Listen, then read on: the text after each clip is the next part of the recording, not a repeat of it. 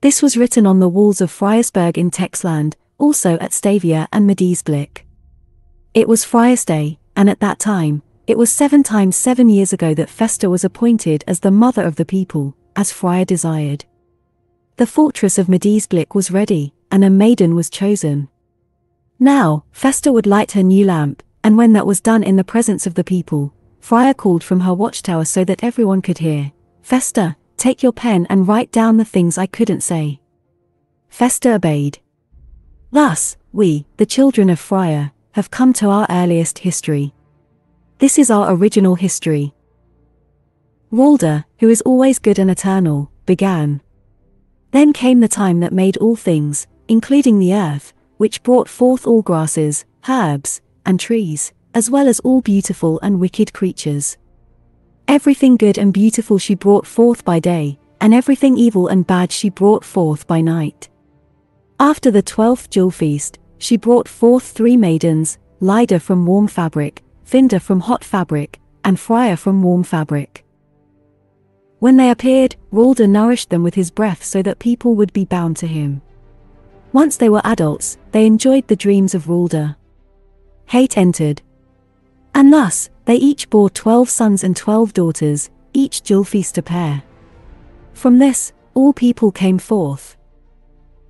Lida was dark with curly hair like lambs, her eyes sparkled like stars, even the gaze of a bird of prey was not as frightening as hers. Sharp Lida. A snake could hear her slither, and when there were fish in the water, that did not escape her nose. Swift-built Lida. She could bend a strong tree, and when she walked, no flower stem broke under her feet. Formidable Lida. Her voice was harsh, and when she got angry, everyone quickly ran away. Miraculous Lida. Laws did not interest her, her actions were guided by her impulses. To help the weak, she killed the strong, and after doing so, she cried by the corpse. Poor Lida. She turned grey from foolish behavior and eventually died of grief over the wickedness of her children. Unwise children. They accused each other of their mother's death, cried like wolves, and fought like them too, while the birds ate the corpse. Who can then restrain their tears? Finda was yellow with hair like a horse's mane. She couldn't bend a tree, but where Lida killed a lion, she killed 10.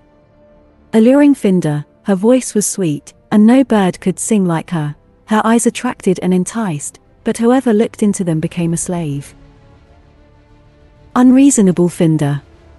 She wrote thousands of laws but didn't abide by a single one. She loathed the good for their courage but nearly gave herself entirely to flatterers. That was her misfortune. Her mind was too full, her heart too vain. She loved no one but herself and wished everyone loved her. Deceitful Finda. Her words were honeyed, yet disaster awaited those who trusted her. Selfish Finda. She desired to rule over all and her sons were just like her. They made their sisters serve them and killed each other for supremacy. Double-faced Finda. Crooked words angered her, yet the worst deeds left her unmoved. If she saw a lizard devour a spider, her heart turned to ice, but when she witnessed her children murdering a Fries, her heart swelled with delight. Unfortunate Finda. She perished in the prime of her life, and it remains obscure how she fell. Hypocritical children. They laid her corpse beneath precious stones, adorned with grand inscriptions, loudly weeping to be heard, yet in silence, not a single tear fell. Detestable people. The laws Finda left were inscribed on golden tablets, yet they were never of use to those they were intended for. The good laws were erased, replaced by selfishness scribing bad ones in their stead. Oh, Finda, then the earth was filled with blood, and people mowed down the children of your children like blades of grass. Yes, Finda, those are the fruits of your vanity. Look down from your watchtower and weep. Friar was as white as snow at dawn, and the blue of her eyes surpassed the rainbow. Skillful Friar. When her lips parted, birds ceased their song, and leaves ceased their rustle. Majestic Friar. The lion laid itself at her feet by the power of her gaze, and the adder withheld its venom. Pure Friar. Her sustenance was honey, her drink the dew collected in the flower cups. Wise Friar. The first thing she taught her children was self-control, the second was love for virtue, and when they came of age, she taught them the value of freedom. 4. She said, without freedom, all other virtues are only good to make you slaves and your lineage in eternal shame. Gentle Friar. She never allowed the mining of metal from the earth for her own gain, but when she did, it was for everyone's benefit. Happiest Friar. Her children circled around her like stars. Sage Friar. When she had raised her children to the 7th generation, she summoned them all to Flyland. There she gave them her laws, saying, "Let this be your guide, and you will never fare ill." Happiest Friar. Her children were like stars orbiting around her. Wise Friar. Having raised her children to the 7th generation, she summoned them all to Flyland. There, she gave them her laws and said, "Let this be your guide, and you will never fare ill." Chosen Friar.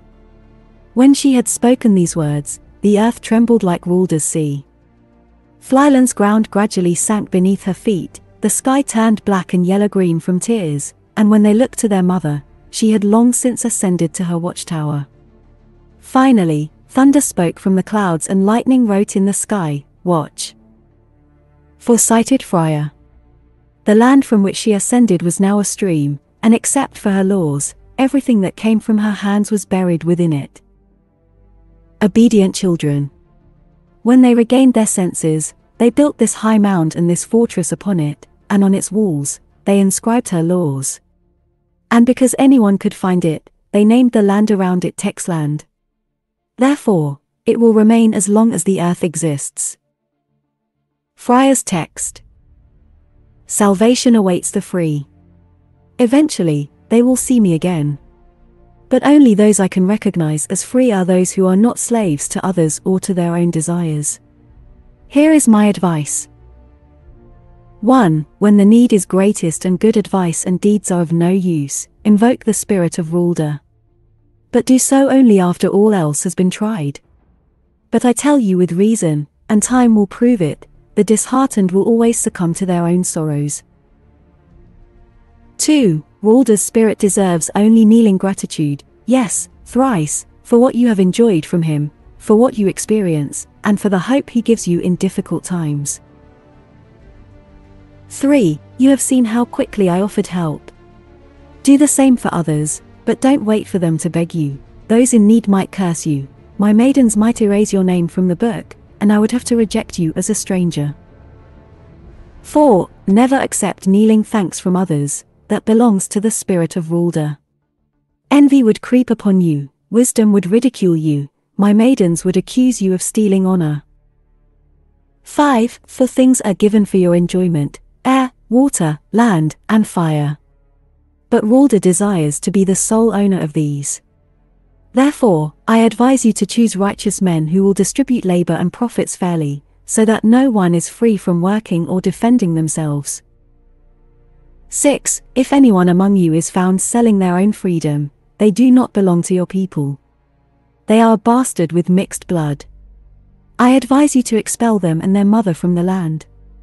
Tell this to your children in the morning, afternoon, and evening until they dream about it at night. 7. Anyone who deprives another of their freedom, even if the other is guilty, I must let them suffer under the slavery of a slave woman. But I advise burning their corpse and that of their mother in a bare place and burying their ashes 50 feet underground so that no grass can grow there. Such grass would kill your most precious cattle. 8. Never attack the people of Lida or Finder. Rulder would protect them, and the violence that comes from you would return to your own heads. 9. If they ask for advice or anything else, you should help them. But if they come to plunder, strike them down like flashing fire. 10. If one of them wants to marry one of your daughters and she agrees, try to persuade her of her foolishness. But if she still wants to follow her beloved, let her depart in peace. 11. If your sons desire the same from their daughters, treat them the same way as with your own daughters. But neither of them should return, for they would bring foreign customs and traditions. Once these are adhered to among you, I can no longer watch over you.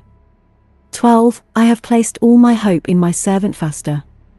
Therefore, you should make her your honored mother. If you follow my advice, she will remain my servant later, along with all the virtuous maidens who follow her. Then the lamp I have lit for you will never go out. Its light will eternally illuminate your minds, and you will remain as free from unfree violence as your sweet river waters remain free from the salt water of the endless sea.